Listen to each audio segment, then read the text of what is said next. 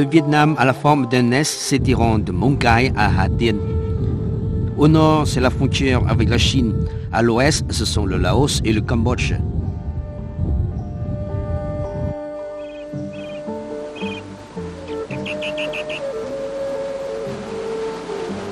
La communauté vietnamienne comprend 54 ethnies qui sont traditionnellement unies dans la défense et l'édification du pays.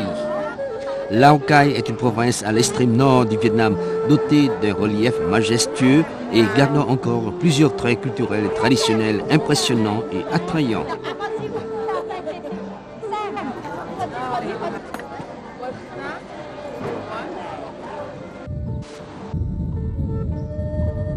Le terrain de rochers portant des gravures préhistoriques est un vestige laissé par les anciens que jusqu'ici on n'arrive pas encore à décoder.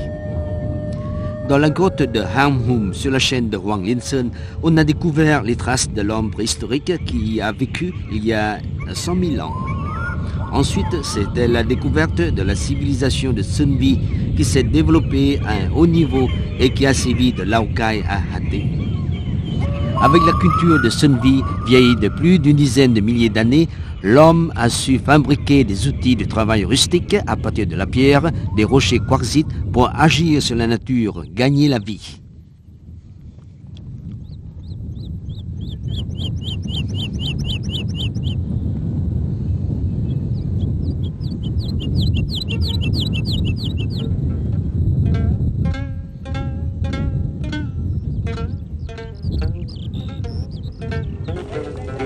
Lang Son est une province de l'extrême nord-est du Vietnam, dotée de paysages magnifiques.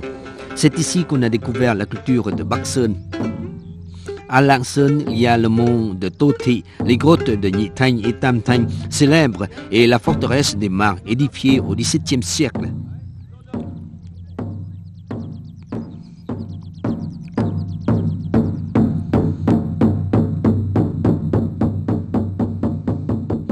Les ethnies de la région du Nord-Est, en particulier les Thaï Nung, disposent d'une culture originale. La fête de Long Tong traduit le souhait d'obtenir de belles moissons, une bonne santé à l'homme, une progéniture nombreuse. Elle véhicule aussi des valeurs ethniques, humanistes et artistiques. À Lang Son, tout comme à Hoa Binh, on a découvert une culture plus développée encore, baptisée culture Hoa Binh Bac Sơn. Avec des dizaines de milliers de vestiges en pierre taillée, on réalise qu'il y a plus d'une dizaine de milliers d'années au Vietnam, un centre agricole, l'un des plus précoces de l'humanité, a fait son apparition. Suivant les évolutions géologiques, la mer se retire graduellement, laissant découvrir des plaines fertiles.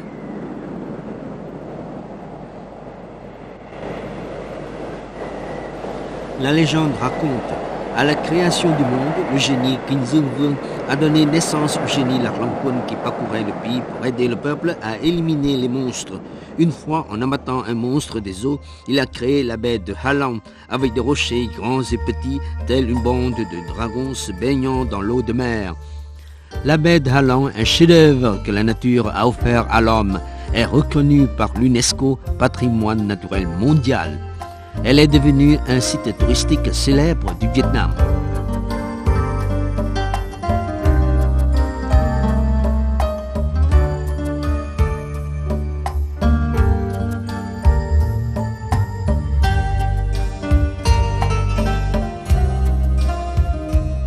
Se trouvant sur le circuit touristique Hanoi, Haiphong, Ha Long, Haiphong est un grand port maritime au nord du Vietnam. Maintenant, Haiphong garde encore plusieurs vestiges historiques culturels de valeur, en particulier les pagodes et maisons communales avec leur architecture et sculptures bien jolies.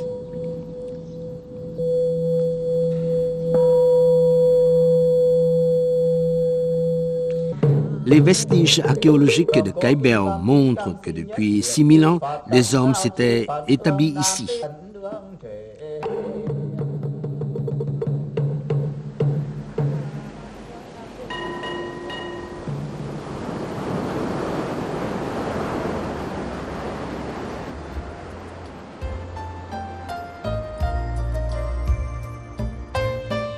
Le site balnéaire de Do Son Haiphong s'est taillé depuis longtemps une certaine réputation. Actuellement, il est réaménagé pour devenir un centre touristique et de distraction suivant les normes internationales. Les ouvrages comme hôtels, restaurants, discothèques font leur apparition de plus en plus nombreux. Les plages sont aménagées tout comme le cadre environnant. Ce lieu devient un site estival idéal.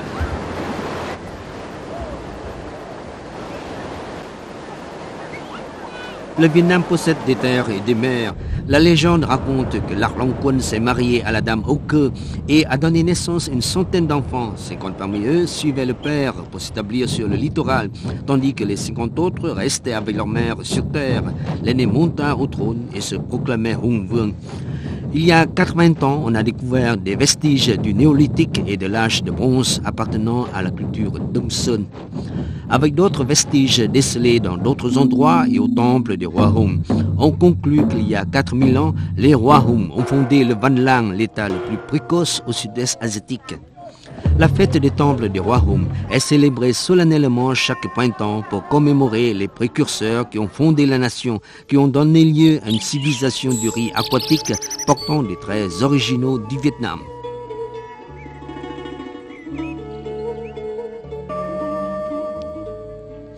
À travers les hauts et les bas de l'histoire, le delta du Nord-Vietnam conserve toujours plusieurs vestiges historiques, culturels typiques des Vietnamiens. En particulier, la culture des villages, l'architecture des pagodes et maisons communales, les airs folkloriques, un patrimoine culturel inestimable.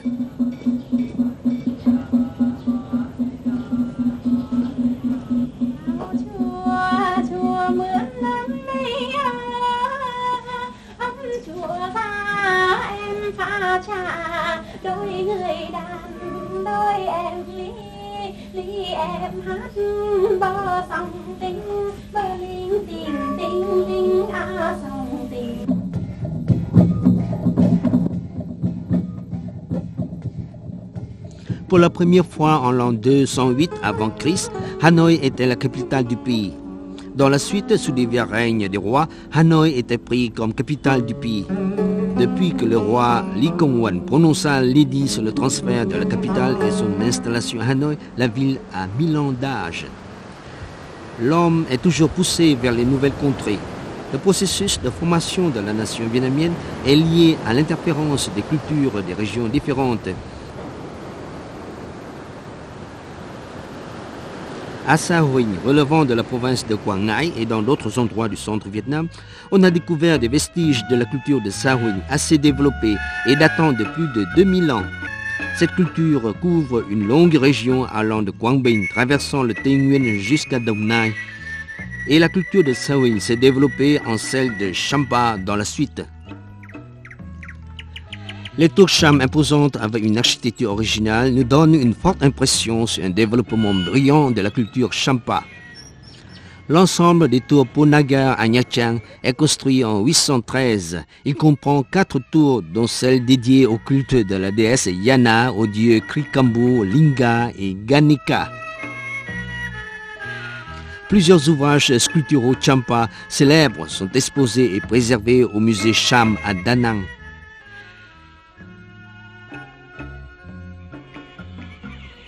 My Sơn, avec 70 ouvrages construits du 7e au 13e siècle, est un centre architectural le plus important de la culture Champa. En 1999, My Sơn est reconnu patrimoine culturel mondial.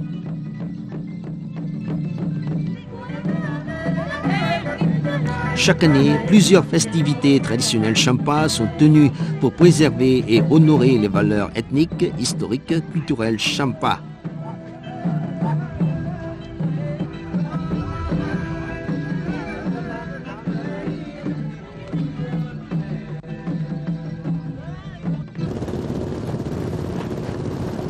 Au Sud-Vietnam, on perçoit des traits culturels originaux, résultat de la mêlée depuis longtemps entre la culture vietnamienne traditionnelle et celle locale.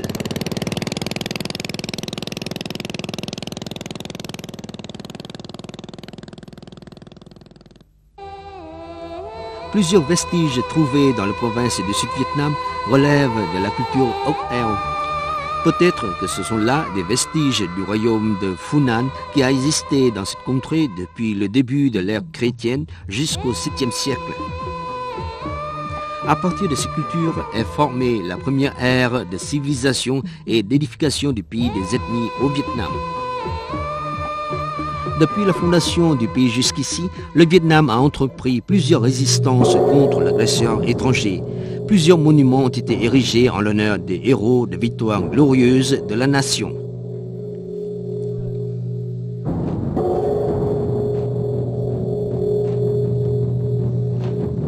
L'image de Hung Đạo Vương fait renaître les victoires retentissantes sur le fleuve Bạch Đằng qui, par 3 fois, ont déjoué les envahisseurs mongols des Yuan.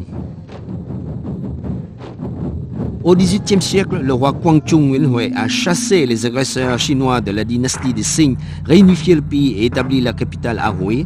Ce qui reste de la capitale royale de Hue, construite depuis 1805 sous le règne de Jalang, est une association talentueuse des architectures orientales et occidentales. En 1993, Hue est reconnue par l'UNESCO patrimoine culturel mondial. Tous les 2 ans, le festival de Hue est tenu, une occasion pour que la culture vietnamienne ait des échanges avec celle du monde. À Hue, les visiteurs peuvent se promener en barque sur la rivière des parfums Hương et écouter les chants de Hue.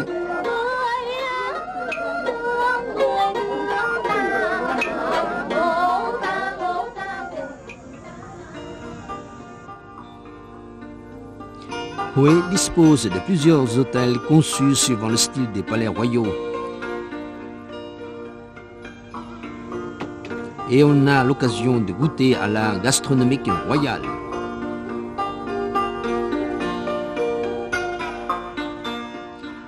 Regardez ces jeunes filles charmantes dans leur tunique violette de Hue.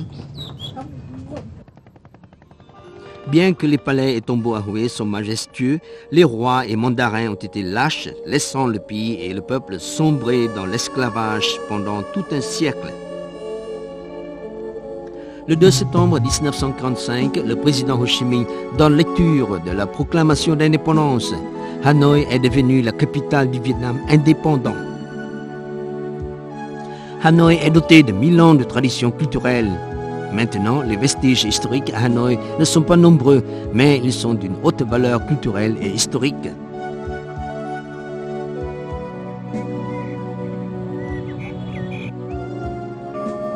Hanoï dispose de plusieurs pagodes et temples anciens à l'architecture et aux sculptures originales, portant profondément le cachet culturel vietnamien.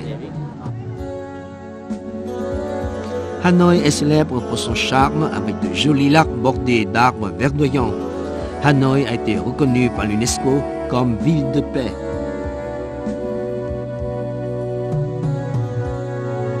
Hanoï est le centre politique, économique, culturel, éducatif et social de tout le pays.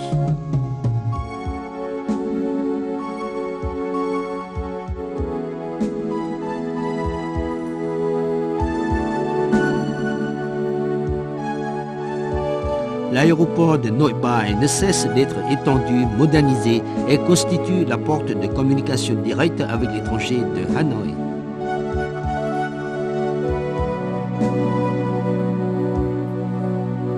« 50% des hôtels atteignant la norme des 5 étoiles avec des équipements modernes se concentrent à Hanoï.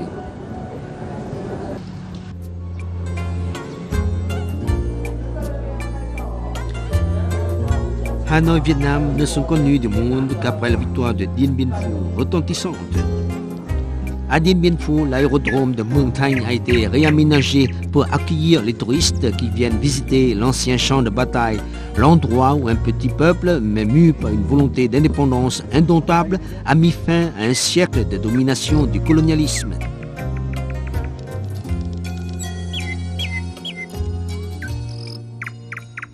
L'ethnie Thaï à Dien Bien présente une culture originale d'une grande finesse.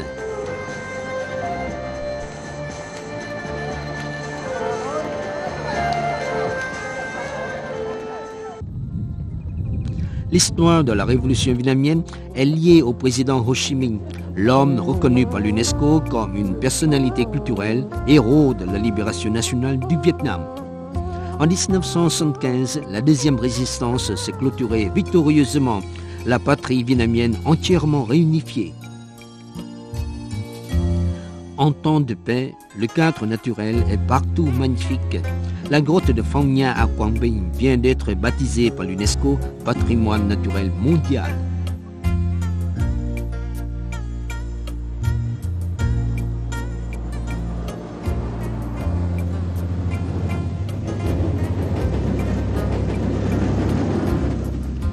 Du nord au sud, en dehors des beaux sites et vestiges historiques à Hue, Hội An est un site touristique célèbre du Vietnam. Hội An compte parmi les 5 sites au Vietnam figurant dans la liste des patrimoines culturels mondiaux. La ville de Nha Trang, chef-lieu de la province de Khánh Hoa, est un grand centre touristique du Vietnam avec une belle plage longue de 7 km ainsi que dizaines de pagodes et de paysages pittoresques.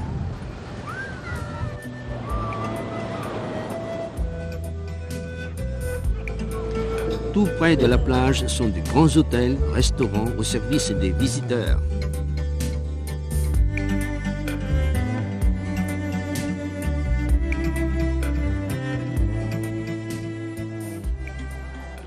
La pagode de Long Son, avec une colossale statue de Bouddha dressée au sommet d'un mont, est la plus grande en envergure parmi la vingtaine de pagodes à Nha Trang.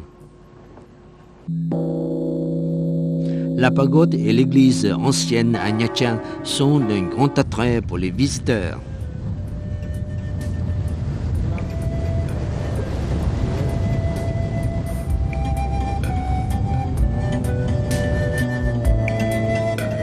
Le long du centre Vietnam, il y a beaucoup de cocotiers couvrant la côte de leur verdure apaisante. De la partie centrale, en remontant vers l'ouest, ce sont les hauts plateaux de Tây Nguyên majestueux, avec la culture du Tây Nguyên bien originale.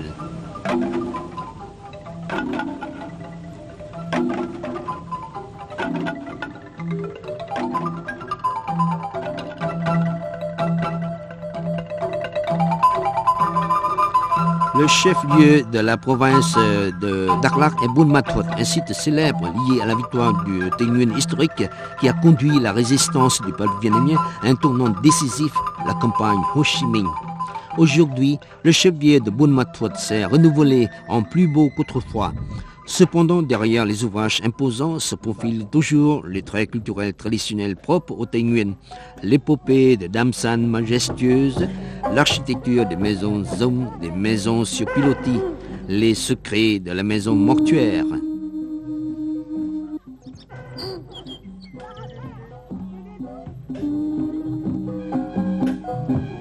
Le lithophone, l'instrument de musique fonctionnant au courant d'eau, les gongs sont des instruments particuliers qui rendent les festivités au Tây Nguyên plus joyeuses.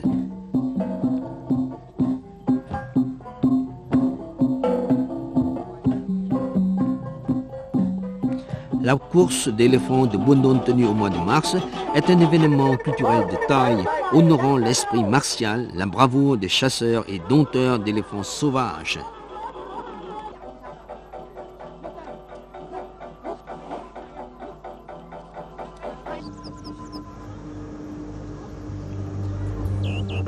Se rendant au Tây Nguyên, on ne saurait omettre Dalat, un site d'altitude célèbre relevant de la province de Lâm Đồng.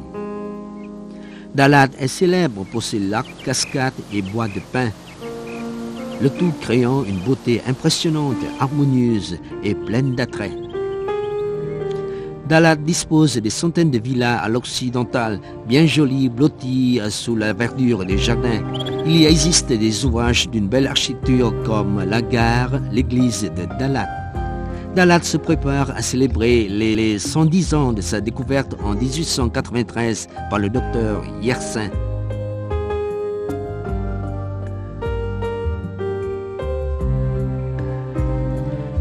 Dalat est le pays de plusieurs variétés de fleurs magnifiques. Le terrain de golf établi sur la colline Cô est un centre sportif et de distraction pittoresque parfait à plusieurs points de vue. À la tombée du jour, l'air devient plus frais. À l'aube, la brume se répand çà et là comme dans des villes européennes. Sur la côte de la mer d'Orient, basée à Vũng Tàu est une zone de l'industrie pétrolière vietnamienne. Étant un grand centre touristique, la ville de Vũng Tàu est une association harmonieuse entre la magnificence de la nature et la beauté d'une cité avec ses ouvrages culturels. Au sommet du mont Nho est dressée une statue du Christ haute de 28 mètres s'orientant vers la mer. La statue de Bouddha se trouvant au monument dédié au bouddhisme, si sur le mont Nho est longue de 12 mètres, elle est couverte de marbre de Ngũ Hành Sơn. Les services touristiques répondent à tous les besoins des visiteurs. Prendre la route, le train, le bateau et l'avion. Le 30 avril 1975, ce lieu-ci est entré dans l'histoire. Les temps des forces de libération ont pénétré dans le palais de l'indépendance. Le Sud est totalement libéré, le Vietnam entièrement réunifié. Le labyrinthe de Cu Chi, un maquis révolutionnaire célèbre, se trouve à 70 km au nord-ouest de Ho Chi Minh Ville. Le système de tunnels d'une longueur de 250 km impressionne vivement les visiteurs.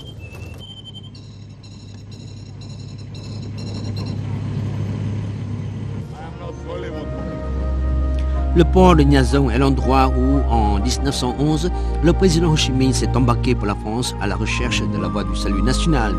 Depuis qu'elle est enregistrée en 1698, jusqu'ici la ville a 300 ans. La ville dispose de plusieurs ouvrages anciens d'une architecture associant les traits culturels vietnamiens, chinois et européens, comme l'opéra, la poste, la cathédrale Notre-Dame, les pagodes et temples.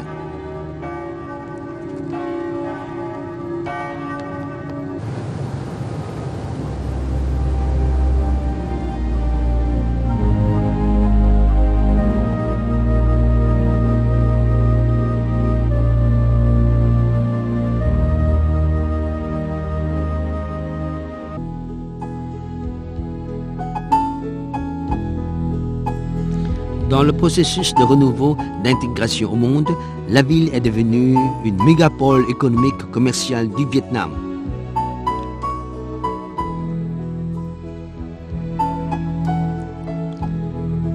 La ville dispose de 200 hôtels équipés à la moderne. En dehors des grands hôtels nouvellement construits, plusieurs hôtels à l'architecture ancienne ont été réaménagés.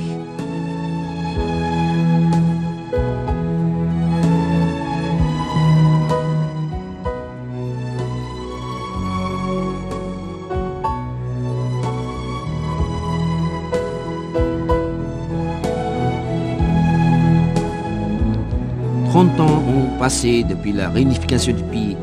Sur la route du nord au sud, partout, on perçoit des changements qui s'opèrent. Kiên Giang est la province d'extrême sud du pays où se trouvent Ha Tien et l'île de Phu Quoc, bien connue. Étant une province jouxtant le Cambodge, abritant une communauté nombreuse de Khmer, la culture de Kiên Giang présente des traits particuliers. La mer Ha Tien est célèbre avec de petites îles comme Hon Chiem, Hon Chum, Hon Phu. Chaque année, Ha Tien tient plusieurs fêtes hautes en couleurs culturelles khmer.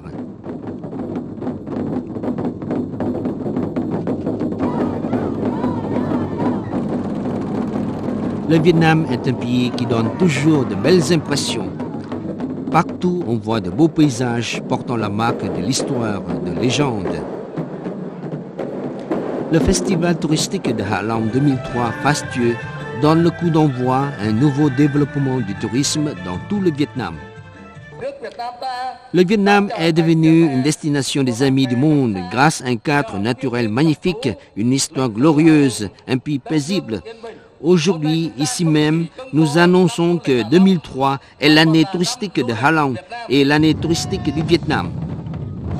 Le Vietnam est un beau pays paisible. Les Vietnamiens sont paisibles, hospitaliers. Le Vietnam est devenu véritablement la destination des amis proches et lointains dans le monde.